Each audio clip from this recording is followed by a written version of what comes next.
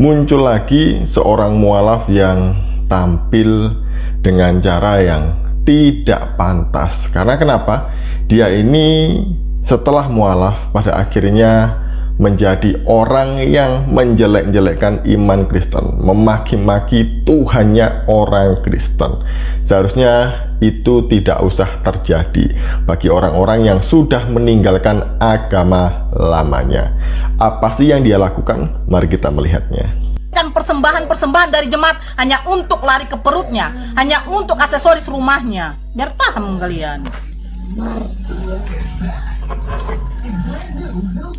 Assalamualaikum warahmatullahi wabarakatuh. Waalaikumsalam warahmatullahi wabarakatuh. Tenangkan Jangan roh kalian kudusnya. tantang saya. Tenangkan roh kudusnya kakakku. Cup. Tidak, sudah penghujatan. Mereka mengatakan Allah Subhanahu wa Ta'ala itu adalah ilah, sementara mereka nggak tahu kalau Yesus Kristus itu adalah ilah palsu.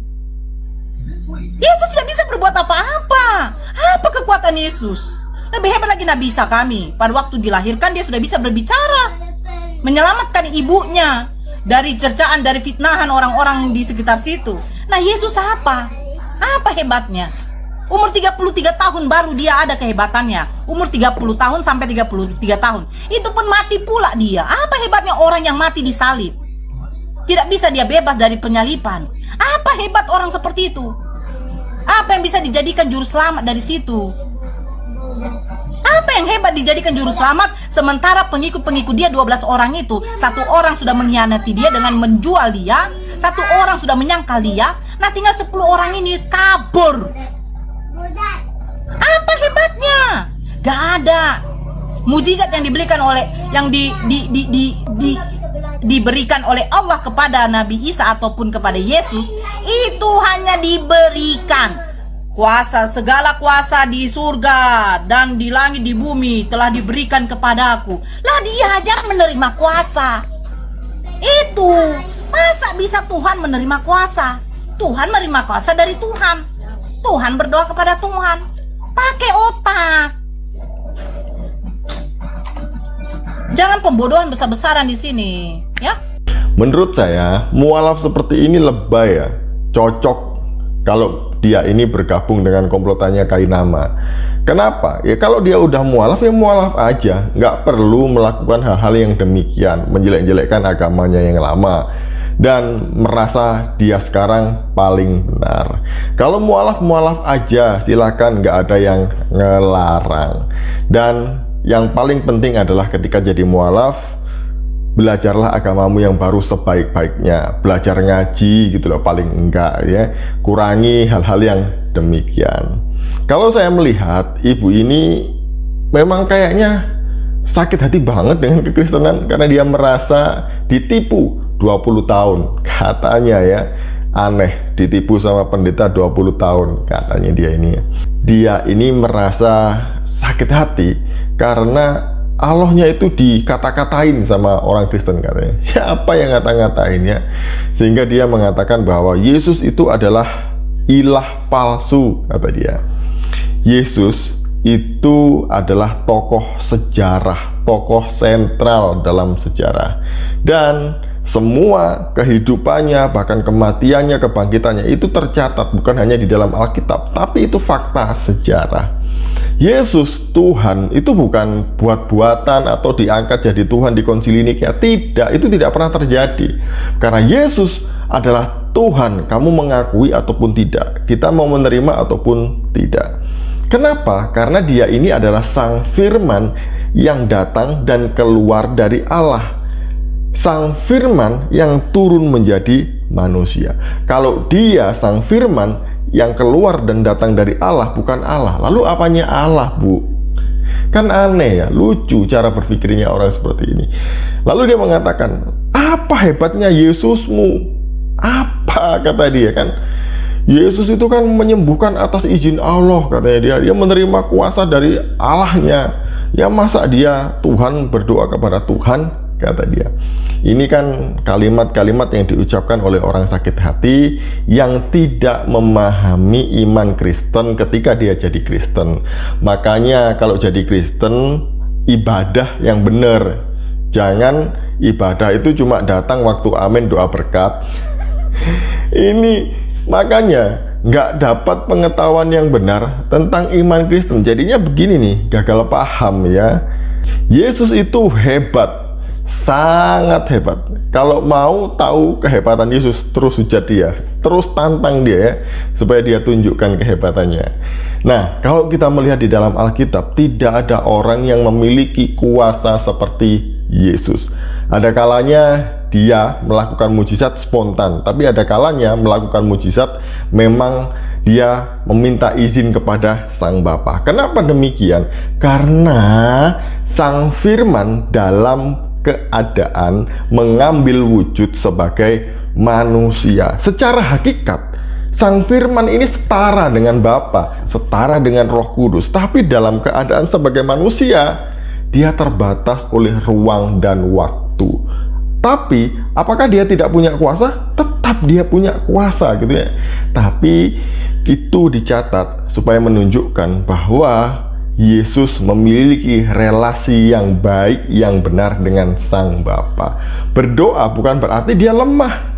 Berdoa di dalam kekristenan itu adalah cara bagaimana seseorang berkomunikasi dengan Tuhan. Jadi Yesus memberi teladan untuk itu. Bukan berarti dia tidak punya kuasa dan meminta. Bukan, tidak seperti itu. Apakah yang dikatakan oleh ibu itu tadi hebat? Nabi Isa, Nabi kami ini paling hebat, keren gitu ya. Karena bisa bicara waktu masih dalam gendongan ibunya, masih bayi.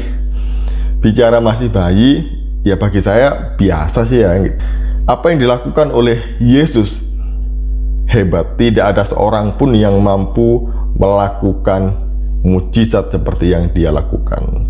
Nah, berkenaan dengan apa yang dilakukan oleh ibu tadi itu ya, mengenai kisah Nabi Isa gitu ya. Sebelum itu tertulis di dalam kitab suci ibu ini yang baru, kisah-kisah itu sudah ada di dalam Injil apokrif yang tidak diterima oleh bapak-bapak gereja. Mari kita melihatnya ya. Yang pertama, saya mengajak melihat di dalam sebuah buku Yesus dalam Quran, tulisannya Geoffrey Parinder, mengenai cerita tentang Yesus. Di dalam halaman 110-111 dituliskan demikian. Di dalam Injil pseudo Matius atau Injil palsu Matius, jadi Injil Matius itu ada yang palsu ya. Yang dimaksud ini adalah apokrif, bukan Injil Matius yang ada di dalam Alkitab kita. Sebuah tulisan Latin yang tampaknya dikompilasi sekitar abad ke-8. Sebenarnya Injil Matius ini, yang lain itu sudah ada di abad ke-5, ke-6 ya. Disebutkan bahwa selama penerbangan ke Mesir, Maryam duduk di bawah batang pohon kurma dan ia ingin menikmati buahnya. Sedangkan Yusuf merasa khawatir akan kehabisan air. Yesus yang dalam pangkuan Maryam mengatakan kepada pohon kurma untuk membungkukkan diri kepada ibunya dan memberi buah kurma kepadanya. Dan pohon ini pun patuh pada permintaan Yesus. Kemudian Yesus menyuruh pohon kurma untuk mengangkat diri bersama akarnya agar dapat mengeluarkan air yang berada di bawah akar itu, dan air pun mengalir dari sana dan mereka pun minum dan bergembira. Jadi ini kisah mengenai kelahiran Yesus versi kitab apokrif Injil Matius palsu tadi itu ya, bahwa dia dilahirkan di bawah pohon kurma. Beda dengan Alkitab, karena Alkitab mengatakan Yesus dilahirkan di kandang. Kemudian halaman 122-123 di dalam Injil Thomas, di mana kemunculannya sekurang-kurangnya pada abad ke-6 dan juga berisi manuskrip Syria, mengatakan si kecil Yesus ini pada umur 5 tahun sudah bermain di arung jeram. Umur 5 tahun bermain di arung jeram ini, membuat tanah liat halus, menciptakan 12 ekor burung pipit. Saat ia melakukan hal yang aneh-aneh ini adalah hari Sabtu atau hari libur. Yesus memetik jarinya sambil berbicara kepada burung-burung pipit, "Ayo pergi, Burung-burung ini terbang dan kembali lagi sambil bernyanyi atau berkicau. Ini kisah ini juga ada di dalam kitab sucinya Mbak ini yang baru ya, bahwa Yesus itu membuat mujizat dari tanah liat itu berupa burung. Cerita ini juga dijumpai di dalam kitab Jewish Toledot Jesu. Sama halnya ia pun dijumpai di dalam Arabic Infancy Gospel Yesus yang mengatakan bahwa Yesus membuat tanah liat berbentuk tokoh-tokoh binatang, ada gajah, singa, harimau, dan membuatnya berjalan dan melompat-lompat. Jadi ini ya yang dikatakan oleh Mbak itu tadi, cerita-cerita ajaib mengenai Yesus waktu masa kecilnya membuat banyak mujizat tadi itu juga tercatat di dalam Injil-Injil apokrif. Kemudian mari kita melihat di dalam bukunya Pak Bambang Nursena juga, ini Answering the Misunderstanding jilid yang pertama ya.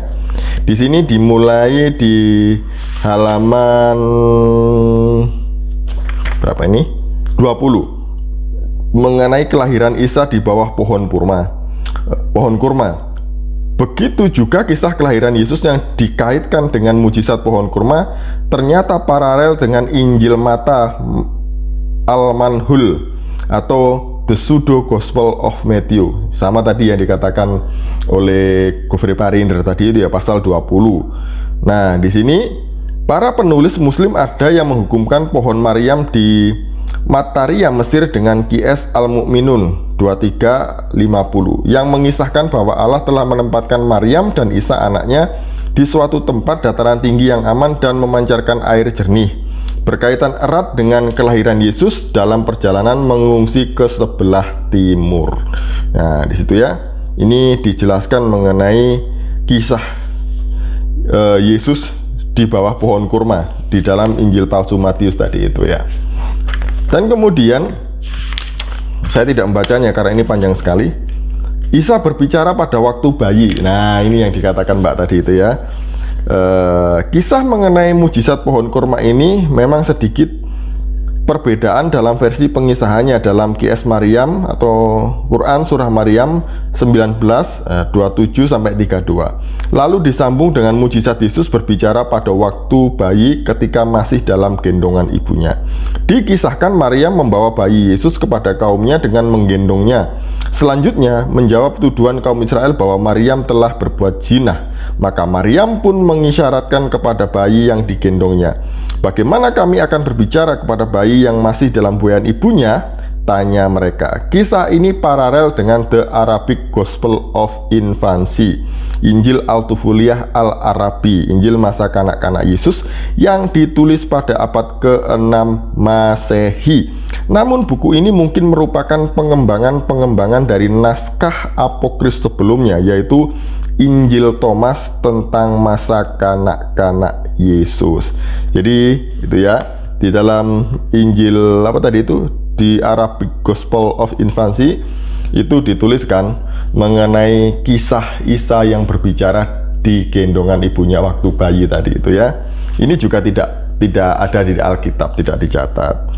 Ini cerita-cerita ini hanya di dalam Injil-Injil apokrif yang ditulis jauh setelah para rasul meninggal. Makanya ada yang ditulis abad ketiga, 4, 5, 6 itu jaraknya kan udah ratusan tahun gitu ya.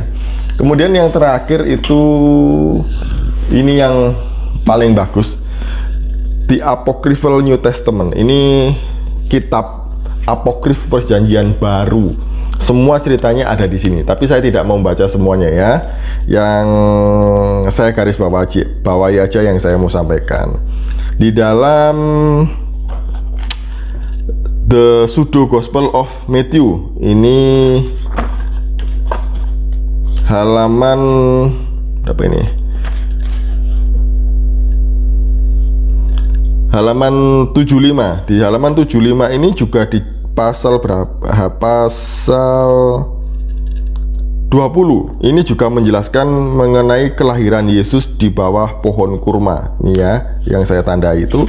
Kemudian di pasal 27, di sini dijelaskan mengenai Yesus membuat mujizat burung gereja di hari Sabat ini ya. Di sini diceritakan di infansi gospel atau di Injil palsu Matius. Kemudian ini juga ditulis di dalam Injil The Arabic Gospel of the Infancy. Ini pasal yang ke-36. Ini juga disebutkan ketika Yesus berusia 7 tahun membuat mainan binatang-binatangan itulah ya. Jadi dari binatang, dan kemudian dia juga berjalan, dia terbang dan juga makan. Di sini dijelaskan di dalam Injil The Arabic Gospel of the Infancy. Jadi itu ya. Di dalam ini semuanya ada ceritanya, tapi saya tidak baca semuanya. Jadi itu mungkin yang dianggap Mbak ini sebagai Yesus yang luar biasa. Kami tidak mengimani Yesus yang ini, yang tertulis dalam Injil-Injil apokrif ini. Kami tidak mengimani. Kalau Mbak mau ngimani ya silahkan aja gitu ya. Kemudian tadi dia mengatakan, katanya Yesus itu Tuhan, kok dia mati disalibkan, kok dia tidak mampu membebaskan diri dari salib.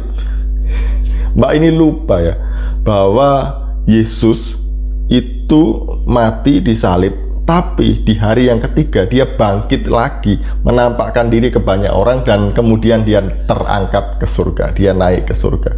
Dia masih hidup selamanya loh. Dia tidak mati yang benar-benar mati kemudian tidak bangkit lagi, itu enggak, dia hidup lagi. Kemudian dia tadi ngomong, apakah dia tidak bisa melepaskan diri dari salib itu? Kalau Yesus mau, dia sangat bisa melepaskan diri dari salib itu. Tapi dia mau melakukan kehendak Bapa. Dia mati itu untuk menggenapi nubuatan para nabi. Jadi Yesus itu memang menghadapi itu semua gitu ya. Jadi dia tidak melarikan diri dari cawan yang harus dia minum. Itu Yesus kami. Beda dengan isanya Mbak ya, yang harus diserupakan, kemudian hukumannya harus diterima oleh orang lain, itu beda gitu ya. Karena Yesus mati itu menunjukkan bahwa Allah itu konsisten dengan janjinya. Allah tidak mencela-mencela, tidak. Lah kalau Yesus nggak mati, itu berarti Allah tidak menepati janjinya. Karena sudah dinubuatkan bahwa Yesus akan mati sebagai kurban tebusan bagi banyak orang. Jadi dia mati di atas kayu salib, kemudian dia dikubur, dibangkitkan, naik ke surga untuk orang-orang berdosa seperti saya, mungkin juga Mbak. Sekian dari saya. Semoga kita belajar banyak dari Mbak ini ya, agar kita bertutur kata dengan sopan. Biasanya orang yang ngomongnya ngawur, ngelantur, tidak sopan itu ciri-ciri orang yang tidak berpendidikan. Sekian, shalom, salam waras, Tuhan Yesus memberkati.